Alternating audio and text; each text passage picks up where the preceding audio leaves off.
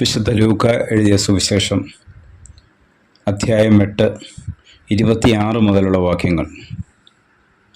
പിശാച് ബാധിതനെ സുഖപ്പെടുത്തുന്നു. അതിനുശേഷം അവർ ഗലീലയ്ക്കെതിരെയുള്ള ഗെരസേനരുടെ നാട്ടിൽ എത്തിച്ചേർന്നു. അവൻ കരക്കിറങ്ങിയപ്പോൾ പിശാച് ബാധയുള്ള ഒരുവൻ ആ പട്ടണത്തിൽ നിന്ന് അവനെ സമീപിച്ചു. വളരെ കാലമായി അവൻ വസ്ത്രം ധരിക്കാറില്ലായിരുന്നു. വീട്ടിലല്ല, ശവക്കല്ലറകളിലാണ് അവൻ കഴിഞ്ഞുകൂടിയിരുന്നത്. യേശുവിനെ കണ്ടപ്പോൾ അവൻ നിലവിളിച്ചുകൊണ്ട് അവൻ്റെ മുമ്പിൽ വീണ് ഉറക്കെ പറഞ്ഞു, യേശുവേ, അത്യുന്നതനായ ദൈവത്തിൻ്റെ പുത്ര, നീ എന്തിന് എൻ്റെ കാര്യത്തിൽ ഇടപെടുന്നു? എന്നെ പീഡിപ്പിക്കരുതെന്ന് ഞാൻ നിന്നോട് അപേക്ഷിക്കുന്നു. എന്തെന്നാൽ അവനിൽ നിന്ന് പുറത്തു പോകാൻ അശുദ്ധാത്മാവിനോട് യേശു കൽപ്പിച്ചു. പലപ്പോഴും അശുദ്ധാത്മാവ് അവനെ പിടികൂടിയിരുന്നു. ചങ്ങലകളും കാൽ വിലങ്ങുകളും കൊണ്ട് ബന്ധിച്ചാണ് അവനെ സൂക്ഷിച്ചിരുന്നത്. എന്നാൽ അവൻ അതെല്ലാം തകർക്കുകയും വിജനസ്ഥലത്തേക്ക് പിശാച് അവനെ കൊണ്ടുപോവുകയും ചെയ്യുമായിരുന്നു. യേശു അവനോട്, നിന്റെ പേരെന്ത് എന്ന് ചോദിച്ചു. ലെഗിയോൺ എന്നവൻ പറഞ്ഞു. എന്തെന്നാൽ അനേകം പിശാചുകൾ അവനിൽ പ്രവേശിച്ചിരുന്നു. പാതാളത്തിലേക്ക് പോകാൻ തങ്ങളോട് കൽപ്പിക്കരുതെന്ന് ആ പിശാചുകൾ അവനോട് യാചിച്ചു. വലിയ ഒരു പന്നിക്കൂട്ടം കുന്നിൻ പുറത്ത് മേയുന്നുണ്ടായിരുന്നു. ആ പന്നികളെ ആവേശിക്കാൻ തങ്ങളെ അനുവദിക്കണമെന്ന് പിശാചുകൾ അവനോട് അപേക്ഷിച്ചു. അവൻ അനുവദിച്ചു. അപ്പോൾ അവ ആ മനുഷ്യനെ വിട്ട് പന്നികളിൽ പ്രവേശിച്ചു. പന്നികൾ കിഴുക്കാൻ തൂക്കായ തീരത്തിലൂടെ തടാകത്തിലേക്ക് പാഞ്ഞു ചെന്ന് മുങ്ങിച്ചത്തു. പന്നികളെ മേയിച്ചുകൊണ്ടിരുന്നവർ ഈ സംഭവം കണ്ട് ഓടിച്ചെന്ന് പട്ടണത്തിലും ഗ്രാമപ്രദേശങ്ങളിലും വിവരമറിയിച്ചു. സംഭവിച്ചതെന്തെന്ന് കാണാൻ ജനങ്ങൾ പുറപ്പെട്ട് യേശുവിൻ്റെ അടുത്ത് വന്നു. പിശാച് ബാധയിൽ നിന്നും വിമോചിതനായ ആ മനുഷ്യൻ വസ്ത്രം ധരിച്ച് സുബോധത്തോടെ യേശുവിൻ്റെ കാൽക്കൽ ഇരിക്കുന്നത് കണ്ട് അവർക്ക് ഭയമായി. പിശാച് ബാധിതൻ എങ്ങനെ സുഖപ്പെട്ടു എന്ന് അത് കണ്ട ആളുകൾ അവരെ അറിയിച്ചു. തങ്ങളെ വിട്ടുപോകണമെന്ന് ഗെരസേനരുടെ സമീപ പ്രദേശങ്ങളിലെ ജനങ്ങളെല്ലാവരും അവനോട് അപേക്ഷിച്ചു. കാരണം അവർ വളരെയേറെ ഭയന്നിരുന്നു. അവൻ വഞ്ചിയിൽ കയറി മടങ്ങിപ്പോന്നു. പിശാച് ബാധയൊഴിഞ്ഞ ആ മനുഷ്യൻ അവൻ്റെ കൂടെ ആയിരിക്കാൻ അനുവാദം ചോദിച്ചു. എന്നാൽ അവനെ തിരിച്ചയച്ചുകൊണ്ട് യേശു പറഞ്ഞു, നീ വീട്ടിലേക്ക് തിരിച്ചുപോയി ദൈവം നിനക്ക് ചെയ്തതെന്ന് അറിയിക്കുക. അവൻ പോയി യേശു തനിക്ക് വേണ്ടി ചെയ്ത കാര്യങ്ങൾ പട്ടണം മുഴുവൻ പ്രസിദ്ധമാക്കി. രക്തസ്രാവക്കാരി സുഖം പ്രാപിക്കുന്നു. ജായിറോസിൻ്റെ മകളെ പുനർജീവിപ്പിക്കുന്നു. യേശു തിരിച്ചു വന്നപ്പോൾ ജനക്കൂട്ടം അവനെ സ്വാഗതം ചെയ്തു. എല്ലാവരും അവനെ കാത്തിരിക്കുകയായിരുന്നു.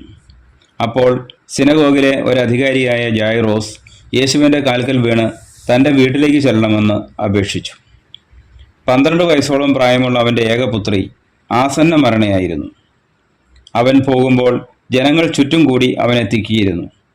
അപ്പോൾ 12 വർഷമായി രക്തസ്രാവം ഉണ്ടായിരുന്നവളും ആർക്കും സുഖപ്പെടുത്താൻ കഴിയാതിരുന്നവളുമായ ഒരു സ്ത്രീ പിന്നിലൂടെ വന്ന് അവൻ്റെ വസ്ത്രത്തിൻ്റെ വെളുപ്പിൽ സ്പർശിച്ചു. തൽക്ഷണം അവളുടെ രക്തസ്രാവം നിലച്ചു. യേശു ചോദിച്ചു, ആരാണ് എന്നെ സ്പർശിച്ചത്? ആരും മിണ്ടിയില്ല. അപ്പോൾ പത്രോസ് പറഞ്ഞു, ഗുരു, ജനക്കൂട്ടം മുഴുവൻ ചുറ്റും കൂടി നിന്നെ തിക്കുകയാണല്ലോ. യേശു പറഞ്ഞു, ആരോ എന്നെ സ്പർശിച്ചു. എന്നിൽ നിന്ന് ശക്തി നിർഗമിച്ചിരിക്കുന്നു എന്ന് ഞാൻ അറിയുന്നു. മറയ്ക്കാൻ സാധിക്കില്ലെന്ന് കണ്ടപ്പോൾ അവൾ വിറയലോടെ വന്ന് അവൻ്റെ കാൽക്കൽ വീണ് താൻ അവനെ എന്തിനു സ്പർശിച്ചു എന്നും എങ്ങനെ പെട്ടെന്ന് സുഖമാക്കപ്പെട്ടു എന്നും എല്ലാ ജനങ്ങളുടെയും മുമ്പാകെ പ്രസ്താവിച്ചു. അവൻ അവളോട് പറഞ്ഞു, മകളെ, നിന്റെ വിശ്വാസം നിന്നെ രക്ഷിച്ചിരിക്കുന്നു. സമാധാനത്തോടെ പോവുക. അവൻ സംസാരിച്ചു കൊണ്ടിരിക്കുമ്പോൾ സിനഗോഗ് അധികാരിയുടെ വീട്ടിൽ നിന്ന് ഒരാൾ വന്നു പറഞ്ഞു, നിന്റെ മകൾ മരിച്ചുപോയി. ഗുരുവിനെ ഇനിയും ബുദ്ധിമുട്ടിക്കേണ്ട. യേശു ഇത് കേട്ട് പറഞ്ഞു, ഭയപ്പെടേണ്ട, വിശ്വസിക്കുക മാത്രം ചെയ്യുക, അവൾ സുഖം പ്രാപിക്കും. അവൻ വീട്ടിലെത്തിയപ്പോൾ തന്നോടുകൂടി അകത്ത് പ്രവേശിക്കാൻ പത്രോസിനെയും യോഹന്നാനെയും യാക്കോബിനെയും പെൺകുട്ടിയുടെ പിതാവിനെയും മാതാവിനെയും അല്ലാതെ മറ്റാരെയും അനുവദിച്ചില്ല. എല്ലാവരും കരയുകയും അവളെക്കുറിച്ച് വിലപിക്കുകയും ചെയ്തുകൊണ്ടിരുന്നു. അവൻ പറഞ്ഞു, കരയേണ്ട, അവൾ മരിച്ചിട്ടില്ല, ഉറങ്ങുകയാണ്. എന്നാൽ അവൾ മരിച്ചു കഴിഞ്ഞു എന്ന് അറിഞ്ഞിരുന്നതുകൊണ്ട് അവർ അവനെ പരിഹസിച്ചു. അവൻ അവളുടെ കൈക്ക് പിടിച്ച് അവളെ വിളിച്ചുകൊണ്ട് പറഞ്ഞു, ബാലികെ, എഴുന്നേൽക്കുക. അപ്പോൾ അവളുടെ ജീവൻ തിരിച്ചു വന്നു. ഉടനെ അവൾ എഴുന്നേറ്റിരുന്നു. അവൾക്ക് ആഹാരം കൊടുക്കാൻ അവൻ ഉപദേശിച്ചു. അവളുടെ മാതാപിതാക്കന്മാർ അത്ഭുത സ്തബ്ധരായി. ഈ സംഭവം ആരോടും പറയരുതെന്ന് അവൻ കൽപ്പിച്ചു. അധ്യായം 9. അപ്പസ്തോലന്മാരെ അയക്കുന്നു. അവൻ 12 പേരെയും വിളിച്ച് സകല പിശാചുക്കളുടെയും മേൽ അവർക്ക് അധികാരവും ശക്തിയും കൊടുത്തു. അതോടൊപ്പം രോഗങ്ങൾ സുഖപ്പെടുത്താനും ദൈവരാജ്യം പ്രസംഗിക്കാനും രോഗികളെ സുഖപ്പെടുത്താനുമായി അവൻ അവരെ അയച്ചു.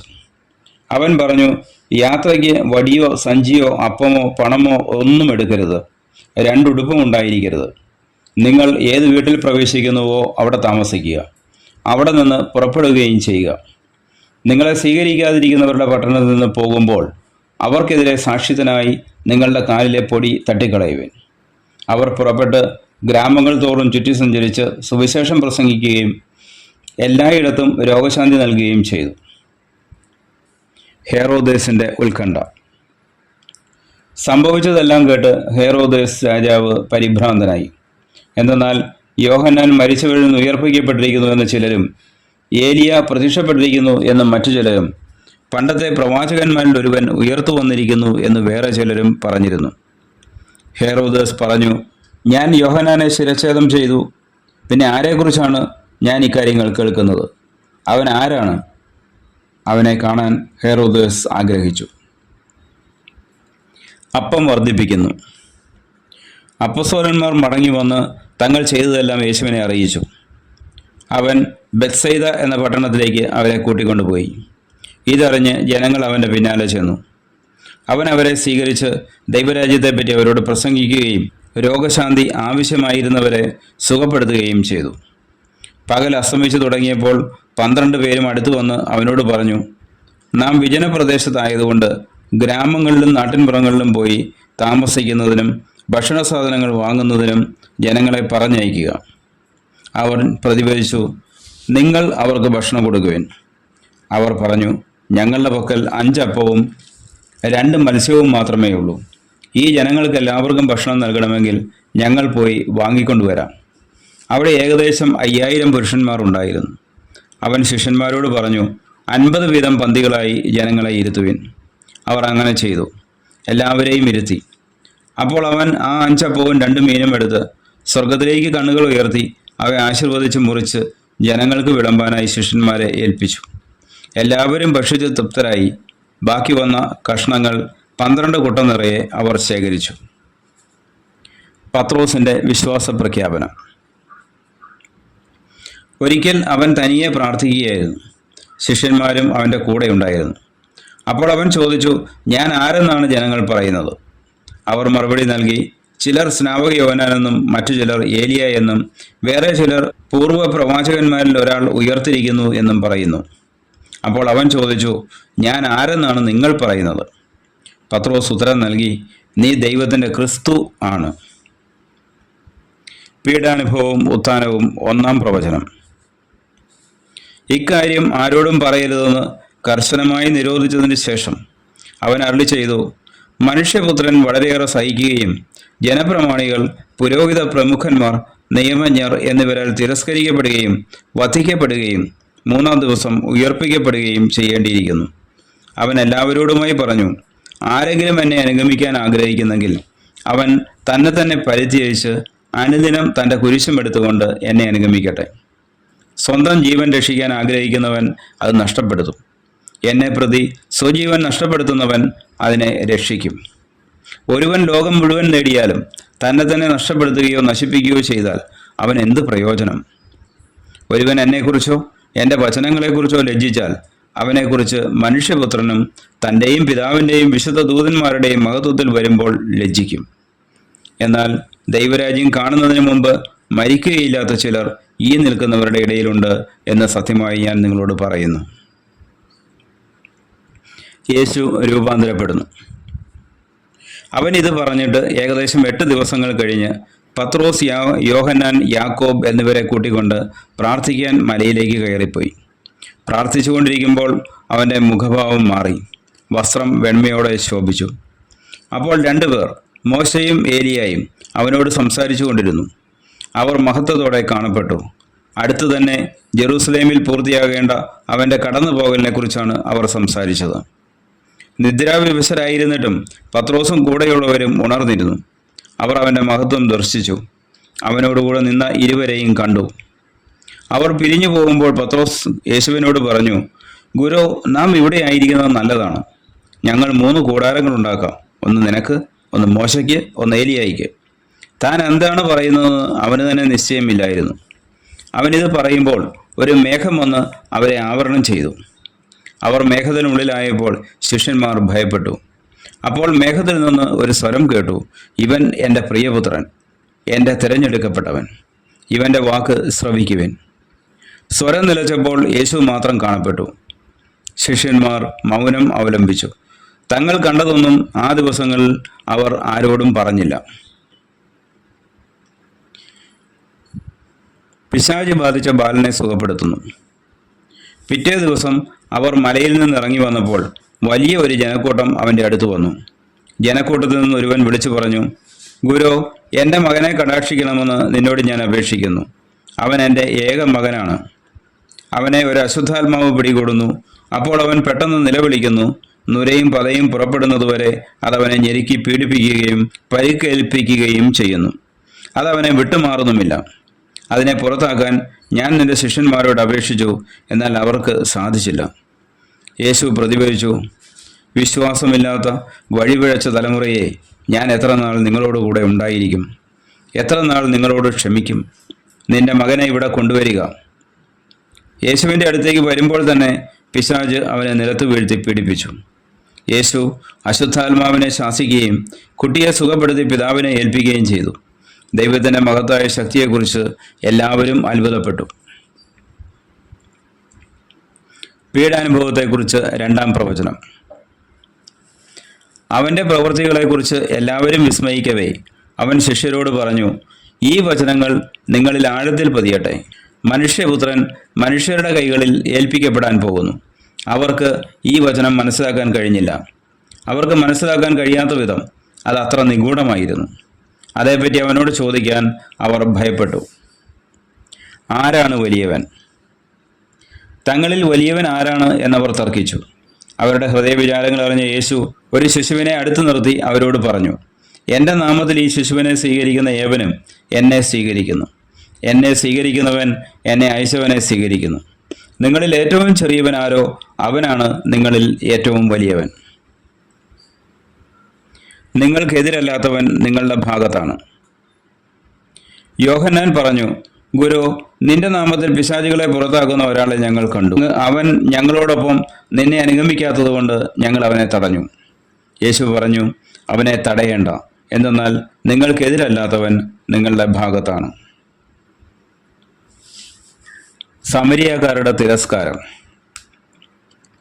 തൻ്റെ ആരോഹണത്തിന് ദിവസങ്ങൾ പൂർത്തിയായിക്കൊണ്ടിരിക്കവേ അവൻ ജെറൂസലേമിലേക്ക് പോകാൻ ഉറച്ചു.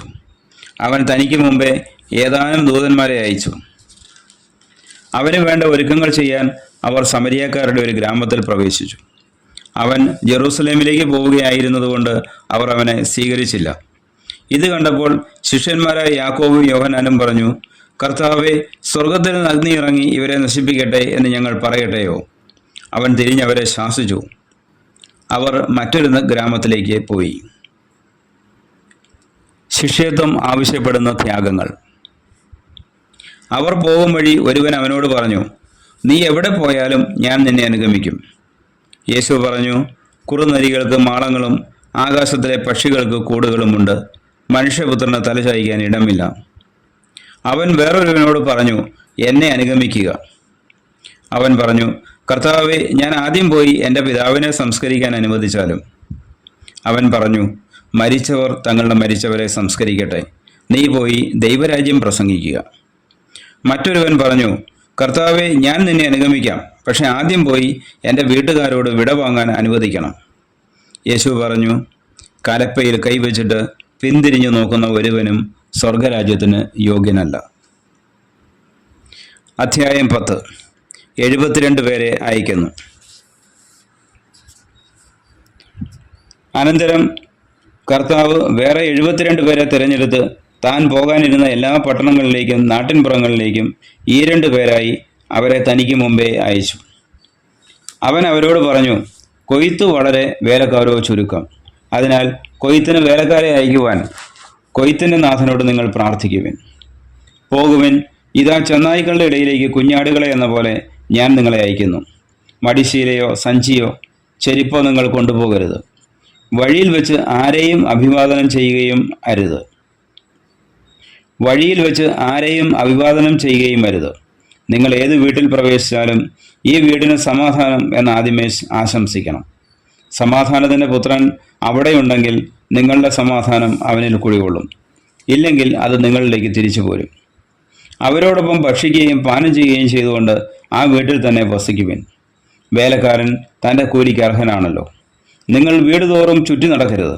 ഏതെങ്കിലും നഗരത്തിൽ നിങ്ങൾ പ്രവേശിക്കുകയും അവർ നിങ്ങളെ സ്വീകരിക്കുകയും ചെയ്യുമ്പോൾ നിങ്ങൾക്ക് വിളമ്പുന്നത് ഭക്ഷിക്കുവിൻ.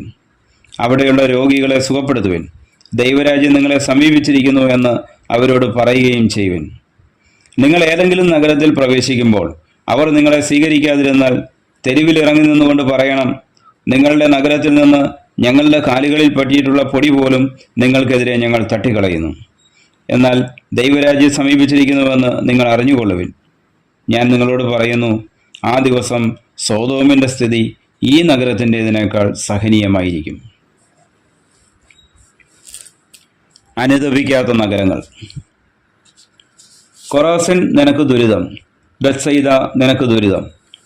നിങ്ങളിൽ നടന്ന അത്ഭുതങ്ങൾ ടൈറിലും സീദോനിലും നടന്നിരുന്നുവെങ്കിൽ അവിടുത്തെ ജനങ്ങൾ ചാക്കൊടുത്തും ചാരം പൂശിയും പണ്ടേ തന്നെ പശ്ചാത്തപിക്കുമായിരുന്നു. ആകയാൽ വിധി ദിനത്തിൽ ടൈറിൻ്റെയും സീദോൻ്റെയും സ്ഥിതി നിങ്ങളുടേതിനേക്കാൾ സഹനീയമായിരിക്കും. കഫർനാമേ, നീ ആകാശത്തോളം ഉയർത്തപ്പെട്ടിരിക്കുന്നുവെന്നോ? നീ പാതാളത്തോളം താഴ്ത്തപ്പെടും. നിങ്ങളുടെ വാക്ക് കേൾക്കുന്നവൻ എൻ്റെ വാക്ക് കേൾക്കുന്നു. നിങ്ങളെ നിരസിക്കുന്നവൻ എന്നെ നിരസിക്കുന്നു. എന്നെ നിരസിക്കുന്നവനോ എന്നെ അയച്ചവനെ നിരസിക്കുന്നു. 72 പേർ മടങ്ങിയെത്തുന്നു. 72 പേരും സന്തോഷത്തോടെ തിരിച്ചു വന്ന് പറഞ്ഞു, കർത്താവേ, നിന്റെ നാമത്തിൽ പിശാചുകൾ പോലും ഞങ്ങൾക്ക് കീഴ്പ്പെടുന്നു. അവൻ പറഞ്ഞു, സാത്താൻ സ്വർഗത്തിൽ നിന്ന് ഇടിമിന്നൽ പോലെ നിവദിക്കുന്നത് ഞാൻ കണ്ടു. ഇതാ, പാമ്പുകളുടെയും തേളുകളുടെയും ശത്രുവിൻ്റെ സകല ശക്തികളുടെയും മീതെ ചവിട്ടി നടക്കാൻ നിങ്ങൾക്ക് ഞാൻ അധികാരം തന്നിരിക്കുന്നു. ഒന്നും നിങ്ങളെ ഉപദ്രവിക്കുകയില്ല. എന്നാൽ പിശാചുകൾ നിങ്ങൾക്ക് കീഴടങ്ങുന്നു എന്നതിൽ നിങ്ങൾ സന്തോഷിക്കേണ്ട. മറിച്ച് നിങ്ങളുടെ പേരുകൾ സ്വർഗത്തിൽ എഴുതപ്പെട്ടിരിക്കുന്നു എന്നതിൽ സന്തോഷിക്കുവിൻ. യേശു ആത്മാവിൽ ആനന്ദിക്കുന്നു. ആ സമയം തന്നെ പരിശുദ്ധാത്മാവിൽ ആനന്ദിച്ച് അവൻ പറഞ്ഞു, സ്വർഗത്തിൻ്റെയും ഭൂമിയുടെയും കർത്താവായ പിതാവേ, അവിടുത്തെ ഞാൻ സ്തുതിക്കുന്നു. എന്തെന്നാൽ അങ്ങിവ ജ്ഞാനികളിൽ നിന്നും ബുദ്ധിമാന്മാരിൽ നിന്നും മറച്ചു വയ്ക്കുകയും ശിശുക്കൾക്ക് വെളിപ്പെടുത്തുകയും ചെയ്തു. അതേ പിതാവേ, അതായിരുന്നു അവിടുത്തെ അഭീഷ്ടം. എല്ലാ കാര്യങ്ങളും പിതാവ് എന്നെ ഏൽപ്പിച്ചിരിക്കുന്നു. പുത്രൻ ആരെന്ന് പിതാവല്ലാതെ ആരും ഗ്രഹിക്കുന്നില്ല. പിതാവ് ആരെന്ന് പുത്രനും, പുത്രൻ ആർക്ക് വെളിപ്പെടുത്താൻ ആഗ്രഹിക്കുന്നുവോ അവനും അല്ലാതെ മറ്റാരും ഗ്രഹിക്കുന്നില്ല. അവൻ ശിഷ്യന്മാരുടെ നേരെ തിരിഞ്ഞ് അവരോട് മാത്രമായി പറഞ്ഞു, നിങ്ങൾ കാണുന്നവ കാണുന്ന കണ്ണുകൾ ഭാഗ്യമുള്ളവ. എന്തെന്നാൽ ഞാൻ പറയുന്നു, അനേകം പ്രവാചകന്മാരും രാജാക്കന്മാരും നിങ്ങൾ കാണുന്നവ കാണാൻ ആഗ്രഹിച്ചു, എങ്കിലും കണ്ടില്ല. നിങ്ങൾ കേൾക്കുന്നവ കേൾക്കാൻ ആഗ്രഹിച്ചു, എങ്കിലും കേട്ടില്ല. നല്ല സമരിയാക്കാരൻ്റെ ഉപമ. അപ്പോൾ ഒരു നിയമജ്ഞൻ എഴുന്നേറ്റ് നിന്ന് അവനെ പരീക്ഷിക്കുവാൻ ചോദിച്ചു, ഗുരു, നിത്യജീവൻ അവകാശമാക്കാൻ ഞാൻ എന്ത് ചെയ്യണം? അവൻ ചോദിച്ചു, നിയമത്തിൽ എന്തെഴുതിയിരിക്കുന്നു? നീ എന്ത് വായിക്കുന്നു? അവൻ ഉത്തരം പറഞ്ഞു, നീ നിന്റെ ദൈവമായ കർത്താവിനെ പൂർണ്ണ ഹൃദയത്തോടും പൂർണ്ണ ആത്മാവോടും പൂർണ്ണ ശക്തിയോടും പൂർണ്ണ മനസ്സോടും കൂടെ സ്നേഹിക്കണം, നിന്റെ അയൽക്കാരനെ നിന്നെപ്പോലെയും. അവൻ പ്രതിവചിച്ചു, നീ ശരിയായി തന്നെ ഉത്തരം പറഞ്ഞു. ഇതനുസരിച്ച് പ്രവർത്തിക്കുക, നീ ജീവിക്കും. എന്നാൽ അവൻ തന്നെ തന്നെ സാധൂകരിക്കാൻ ആഗ്രഹിച്ച് യേശുവിനോട് ചോദിച്ചു, ആരാണ് എൻ്റെ അയൽക്കാരൻ? യേശു പറഞ്ഞു, ഒരുവൻ ജെറൂസലേമിൽ നിന്ന് ജെറീക്കോയിലേക്ക് പോവുകയായിരുന്നു. അവൻ കവർച്ചക്കാരുടെ കയ്യിൽപ്പെട്ടു. അവർ അവൻ്റെ വസ്ത്രങ്ങൾ ഉരിഞ്ഞെടുത്ത് അവനെ പ്രഹരിച്ച് അർത്ഥപ്രാണനാക്കിയിട്ട് പൊയ്ക്കളഞ്ഞു. ഒരു പുരോഹിതൻ ആ വഴിയെ വന്നു. അവനെ കണ്ട് മറുവശത്തുകൂടെ കടന്നുപോയി. അതുപോലെ ഒരു ലേവായനും അവിടെ വന്നപ്പോൾ അവനെ കണ്ടെങ്കിലും കടന്നുപോയി. എന്നാൽ ഒരു സമരിയക്കാരൻ യാത്രാമധ്യേ അവൻ കിടന്ന സ്ഥലത്ത് വന്നു. അവനെ കണ്ട് മനസ്സലിഞ്ഞ് അടുത്തു ചെന്ന് എണ്ണയും വീഞ്ഞും ഒഴിച്ച് അവൻ്റെ മുറിവുകൾ വെച്ച് കെട്ടി തൻ്റെ കഴുതയുടെ പുറത്ത് കയറ്റി ഒരു സത്രത്തിൽ കൊണ്ടുചെന്ന് പരിചരിച്ചു. അടുത്ത ദിവസം അവൻ സത്രം സൂക്ഷിപ്പുകാരൻ്റെ കയ്യിൽ 2 ദനാറ കൊടുത്തിട്ട് പറഞ്ഞു, ഇവൻ്റെ കാര്യം നോക്കിക്കൊള്ളണം. കൂടുതലായി എന്തെങ്കിലും ചെലവാകുന്നുവെങ്കിൽ ഞാൻ തിരിച്ചു വരുമ്പോൾ തന്നുകൊള്ളാം. കവർച്ചക്കാരുടെ കയ്യിൽപ്പെട്ട ആ മനുഷ്യന് ഈ മൂവരിൽ ആരാണ് അയൽക്കാരനായി വർത്തിച്ചത്? അവനോട് കരുണ കാണിച്ചവൻ എന്ന നിയമജ്ഞൻ പറഞ്ഞു. യേശു പറഞ്ഞു, നീയും പോയി അതുപോലെ ചെയ്യുക. മർത്തായും മറിയവും. അവർ പോകുന്ന വഴി അവനൊരു ഗ്രാമത്തിൽ പ്രവേശിച്ചു. മർത്ത എന്നു പേരുള്ള ഒരുവൾ അവനെ സ്വഭവനത്തിൽ സ്വീകരിച്ചു. അവൾക്ക് മറിയം എന്നു പേരായ ഒരു സഹോദരി ഉണ്ടായിരുന്നു. അവൾ കർത്താവിൻ്റെ വചനങ്ങൾ കേട്ടുകൊണ്ട് അവൻ്റെ പാദത്തിങ്കൽ ഇരുന്നു. മർത്തായാകട്ടെ പലവിധ ശുശ്രൂഷകളിൽ മുഴുകി വ്യഗ്രചിത്തയായിരുന്നു. അവൾ അവൻ്റെ അടുത്ത് എന്ന് പറഞ്ഞു, കർത്താവെ, ശുശ്രൂഷയ്ക്കായി എൻ്റെ സഹോദരി എന്നെ തനിയെ വിട്ടിരിക്കുന്നത് നീ ശ്രദ്ധിക്കുന്നില്ലേ? എന്നെ സഹായിക്കാൻ അവളോട് പറയുക. കർത്താവ് അവളോട് പറഞ്ഞു, മർത്ത, മർത്ത, നീ പലതിനെക്കുറിച്ചും ഉത്കണ്ഠാകുലയും അസ്വസ്ഥയുമായിരിക്കുന്നു. ഒന്ന് മാത്രമേ ആവശ്യമുള്ളൂ. മറിയം നല്ല ഭാഗം തിരഞ്ഞെടുത്തിരിക്കുന്നു, അത് അവളിൽ നിന്ന് എടുക്കപ്പെടുകയില്ല. നമ്മുടെ കർത്താവായ മിശിഹായിക്ക് സ്തുതി.